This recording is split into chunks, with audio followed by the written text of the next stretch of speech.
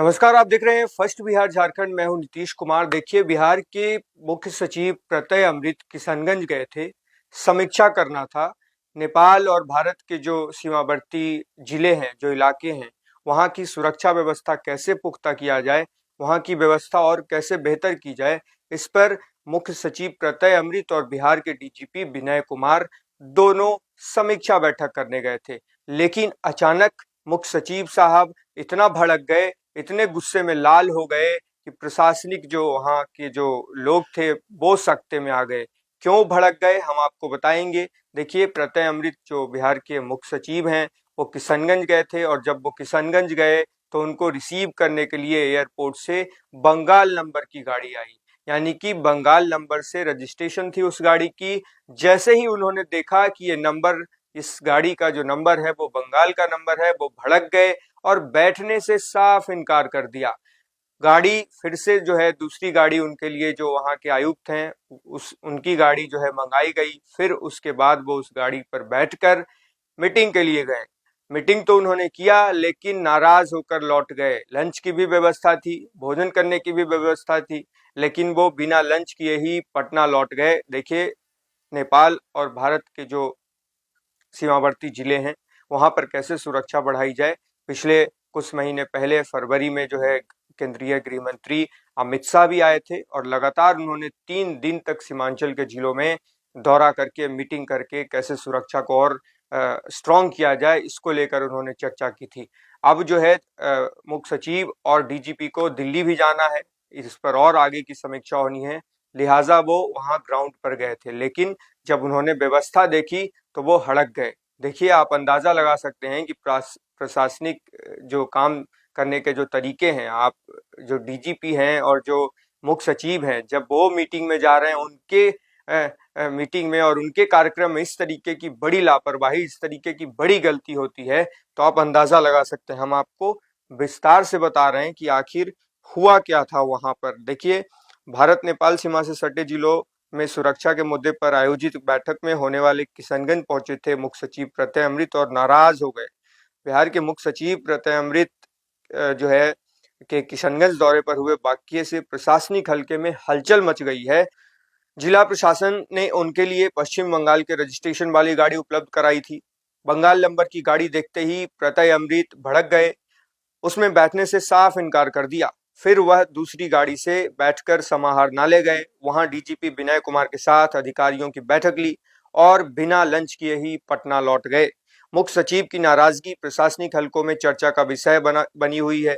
प्रत्यय अमृत ने जब एयरपोर्ट पर बंगाल नंबर की गाड़ी में बैठने से इनकार कर दिया, तब वैकल्पिक व्यवस्था के तहत वे पूर्णिया प्रमंडलीय आयुक्त की गाड़ी से किशनगंज समाहरणालय पहुंचे। बैठक समाप्त होने के बाद भी मुख्य सचिव की नाराजगी शांत नहीं हुई। बताया जा रहा है कि किशनगंज में बैठक के बाद प्रत्यय अमृत के भोजन ग्रहण करने का भी कार्यक्रम था, मगर बिना लंच किए ही वो पटना के लिए रवाना हो गए। किशनगंज में सोमवार को सीमांचल में सुरक्षा के मुद्दे पर उच्च स्तरीय बैठक का आयोजन हुआ। मुख्य सचिव प्रत्यय अमृत ने इस बैठक की अध्यक्षता की। इसमें बिहार के डीजीपी विनय कुमार भी पहुंचे, साथ ही किशनगंज और अररिया जिले के डीएम समेत कई वरीय पदाधिकारी और सशस्त्र सीमा बल के अफसर भी मौजूद रहे। इस बैठक में भारत नेपाल सीमा से सटे जिलों में सुरक्षा से संबंधित मुद्दों की समीक्षा बैठक की गई।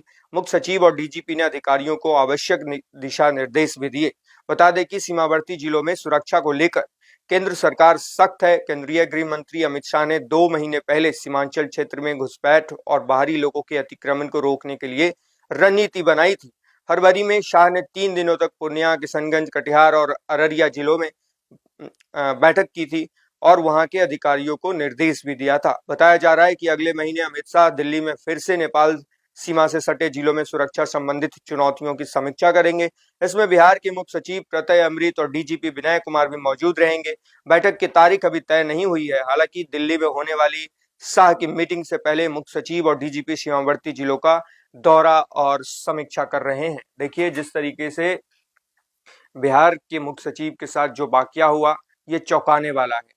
जब मुख्य सचिव वहां पर पहुंचे, जैसे ही उन्होंने देखा कि जो गाड़ी रिसीव करने के लिए आई है वो गाड़ी बंगाल नंबर का है, वो भड़क गए और जाने से इनकार कर दिया। हालांकि वो मीटिंग उन्होंने किया, लेकिन नाराज होकर बिना लंच किए पटना लौट आए।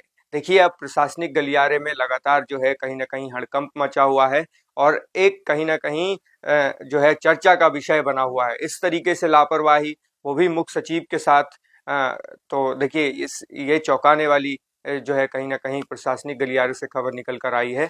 बहरहाल इस खबर में इतना ही। और भी बिहार के तमाम अपडेट देखने के लिए देखते रहिएगा फर्स्ट बिहार झारखंड। ये लो मुंह मीठा करो, आज मैंने अपना जॉब छोड़ दिया, अब हम पूर्णिया वापस जाएंगे। जॉब छोड़ दिया है?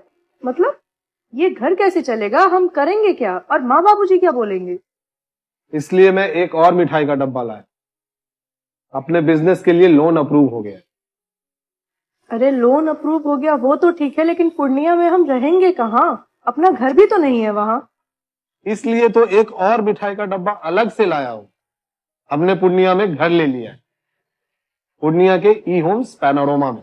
पूर्णिया में पैनोरमा ग्रुप लेकर आए हैं ई होम्स पैनोरमा।